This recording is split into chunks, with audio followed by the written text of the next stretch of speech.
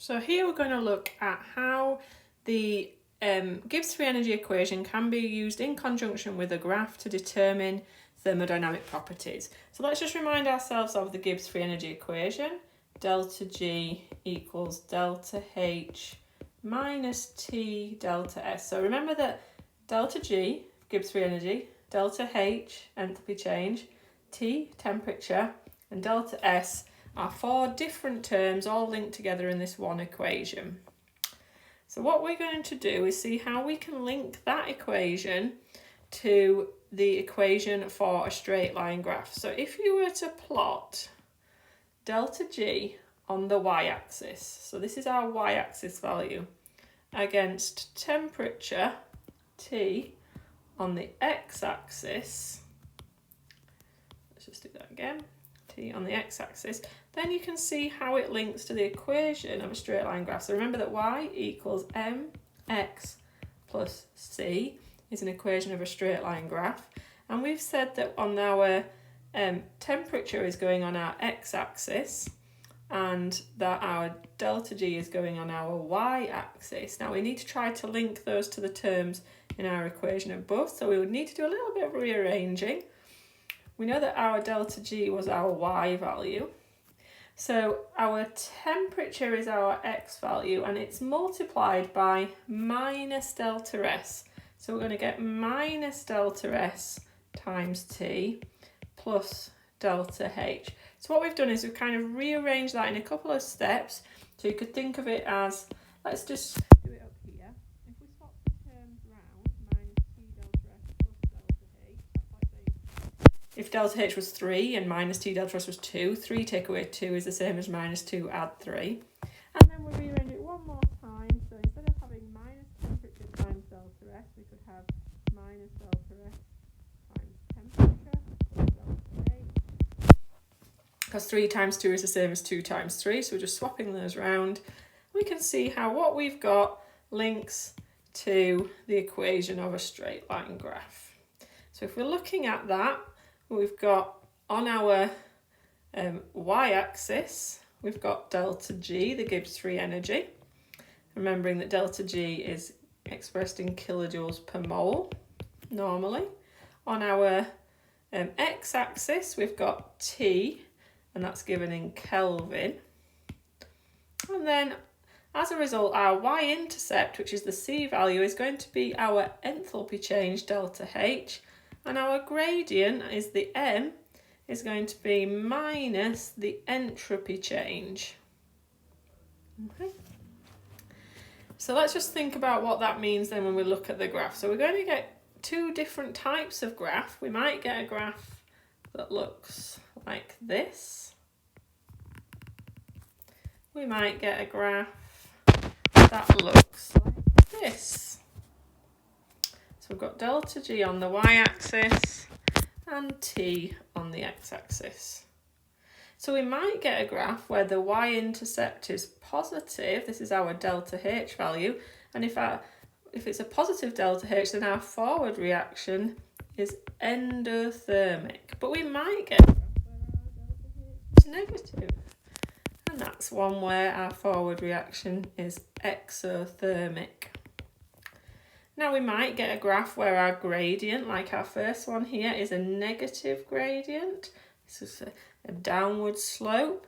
And if the gradient is negative, then delta S is actually going to be positive,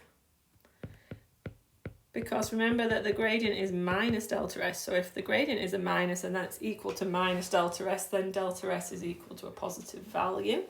And we can say disorder in that reaction increases, because when delta S is positive, we're getting an increase in disorder. If the gradient is positive, like our second one, it's going upwards, then delta S would be negative. So just remember those are kind of opposite to each other, and our disorder decreases. We actually get more ordered in those reactions. We also need to remember, if we just think back to where we were before, that we don't really fit, we don't like endothermic, we have to put energy in, we prefer exo. We prefer positive disorder increasing reactions, not negative ones.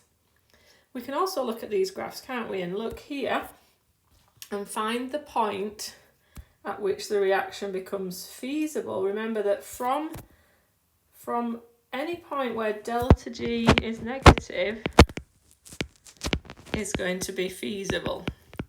And so for our first graph example, delta G is negative at high temperatures, but any point where delta G is negative, so in our second graph, that would be the lower temperatures, that is when our reaction is feasible. So let's put that into practice with an example. Here's a graph. Let's find some of the concepts. So the y-intercept, the delta H value, it's plus 50 kilojoules per mole. The gradient needs to be worked out by finding dy by dx. I'm going to draw a triangle that's the whole size of this graph on this particular example because that lines up nicely with some squares. So I'm going to say that my dy on this example, it starts at 50 and it goes to minus 40, so it's minus 40. And when it's at 50, it's at 0 on the x-axis. And when it's at minus 40, it's at 700.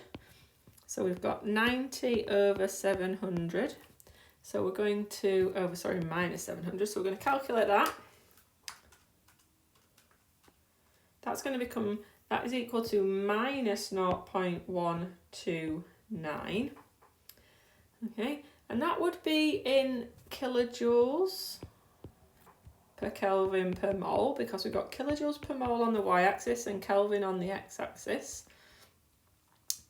Okay, so that it's a negative gradient, but it's equal to minus delta S. So delta S is equal to the positive number. So remember we said when it was a negative gradient, delta S would be positive, but we usually give delta S in joules per Kelvin per mole. So we're going to multiply by 1,000 at the end. We get 129.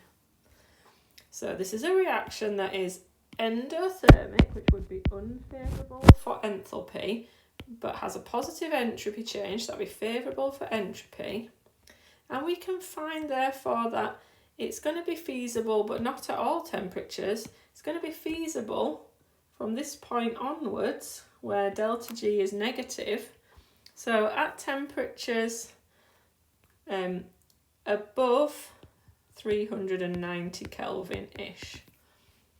So as that is where it's feasible, as delta G is negative above 390 Kelvin. What we could say is that at high temperatures,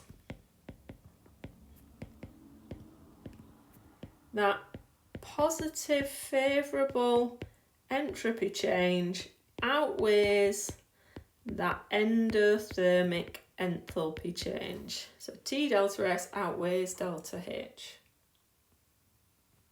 We've got a second example here. So we have been asked to find delta H, delta S, and the temperatures when it's feasible. So let's have a look. Delta H is our y-intercept. So we go there. Delta H is minus 50 kilojoules per mole. So we like that. That is a favourable enthalpy change. So we can favourable enthalpy change. To find our entropy change, we have to remember that minus delta S is equal to the gradient. So we need to find the gradient. So there's a nice crossing point just about here. So I'm going to use my triangle. Oops, do that again. I'm going to use my triangle from here. And I'm going to draw it across from there. So our dy is 30 minus 50. And our dx is 500 minus nothing. So we've got 80 over 500. It's a positive gradient here, but remember it's equal to minus delta S. So minus delta S equals 0.160 kilojoules per Kelvin per mole from the graph. So delta S is minus 0.160. So remember, a positive gradient leads to a negative entropy change.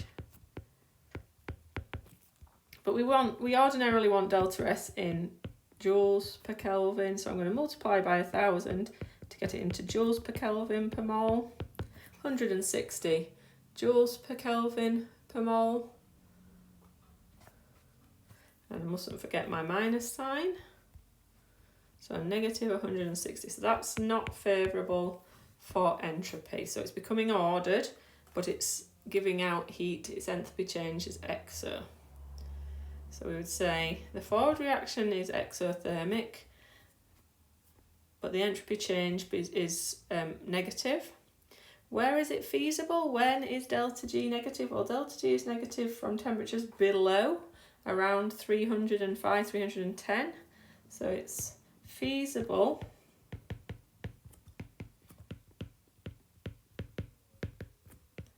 at temperatures less than 310 Kelvin, as delta G is negative at these temperatures. We could say that at low temperatures,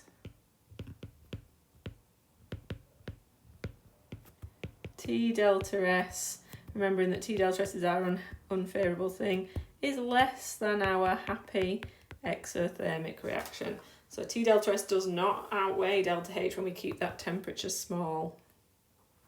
This is how we can use free energy graphs to find out enthalpy, entropy, and the times at which a reaction can be feasible.